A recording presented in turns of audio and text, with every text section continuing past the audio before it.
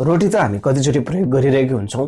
त्यसमध्येमा पनि फापरको रोटी हाम्रो स्वास्थ्यको लागि अति नै महत्त्वपूर्ण र अलिअलि गिलोवाला रोटी र हामीले कतिचोटि पहिलादेखि नै खाइरहेको यो रोटी आज तपाईँहरूको बिचमा सेयर गर्न खोजिरहेको छु। र फापरको रोटी भनेपछि त झन् कोलेस्ट्रोल फ्री पनि हुने र फाइबरको राम्रो सोर्स भएको कारणले गर्दाखेरि हाम्रो स्वास्थ्यको लागि अति नै राम्रो यो रोटी हुनेछ। र आज यही रेसिपी तपाईँहरूको बिचमा सेयर गर्न खोजिरहेको छु। मलाई आशा छ तपाईँहरूलाई पक्कै पनि यो रेसिपी मन पर्नेछ।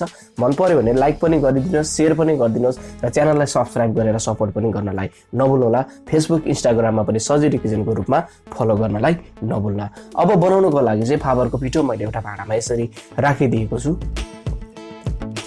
अब यो पिठोमा अलिकति स्वाद अनुसारको नुनलाई राखिदिने। यसलाई यसरी अब चम्चाको सहायताले मैले यसलाई मिक्स गर्न खोजी पनि रहेँ।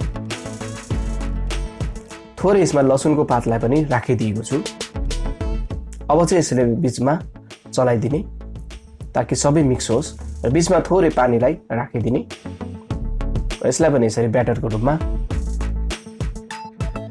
र ब्याटर चाहिँ एकदमै राम्रो तरिकाले यसरी नचुडिने तरिकाले यसरी राम्रो लेदो बनाएर अब एक साइडमा 15 मिनेट राख्ने। अब चाहिँ लसुनको पात एउटा बोलमा यसरी राखिदिने। जुन अमलेटको लागि चाहिँ अन्डालाई पनि यसरी राखिदिनुपर्छ।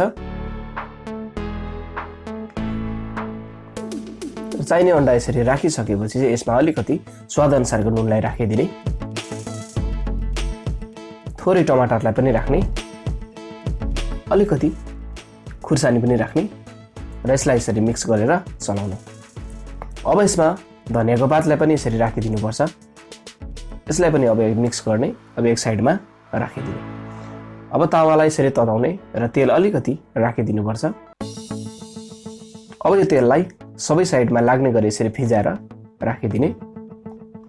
अघि तयार गरेको पिठोको यो मिक्सरलाई यसरी राखिदिने र गिलो रोटी भएको कारणले गर्दा सबैतिर बिस्तारै राख्दै अनि गोलो रोटीको आकारमा यसलाई तयार गरेर चलाउने र एक साइडलाई पाकिसकेपछि बिचमा यसरी चलाउँदै अर्को साइडलाई यसरी पल्टाएर पकाउने। यसरी पाकेपछि अब माथिबाट अलिकति अघि तयार गरेको अन्डाको मिक्सरलाई यसरी राखिदिनुपर्छ। थोरै गरेर सबै साइडमा यसरी फिजाउने। हल्का अन्डा पनि बाक्लो बाक्लो हुनेको तरिकाले पाक्न थालिसकेपछि चाहिँ बिचबिचमा यसलाई चाहिँ अब चलाउनु पनि पर्छ र थोरै तेल पनि साइडमा राख्न सकिन्छ र यतिको भएपछि पल्टाएर अर्को साइडलाई पनि पकाउने र यतिको भएपछि लगभग हाम्रो तयार पनि हुन थालिसकेको छ। र मैले चाहिँ यसरी प्लेटमा अब यसलाई निकालेँ र बाँकी रहेको ब्याटरलाई पनि यसरी तयार गर्दै थोरै तेलहरू राख्दै अनि रोटीको आकारमा यसलाई पनि बिस्तारै फिजाउँदै तयार गर्ने।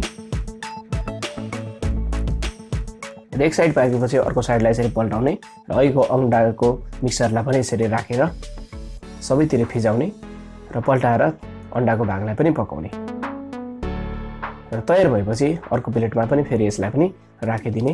र यसरी तयार भएको यो फापरको रोटीसँग थोरै अन्डा राखेको यो रेसिपी मिठो तरिकाले तयार भएको छ। र अलिकति मैले टमाटरको अचारसँग यसलाई सर्भ गरेको थिएँ। काँचो टमाटरको अचार मिठो हुन्छ यसमा। आजको रेसिपी तपाईँहरूलाई कस्तो लाग्यो? यदि मन पर्यो भने भिडियोलाई लाइक पनि गरिदिनुहोस्, च्यानललाई सब्सक्राइब पनि गरिदिनुहोस्। यदि तपाईँहरूलाई आजको रेसिपीप्रति कुनै पनि सल्लाह सुझाव भयो भने लेखेर कमेन्ट गर्नलाई नभुल्नुहोला। अर्को नयाँ रेसिपी तपाईँहरूको बिचमा पक्कै पनि लिएर आउनेछु। तबसम्मको लागि नमस्ते।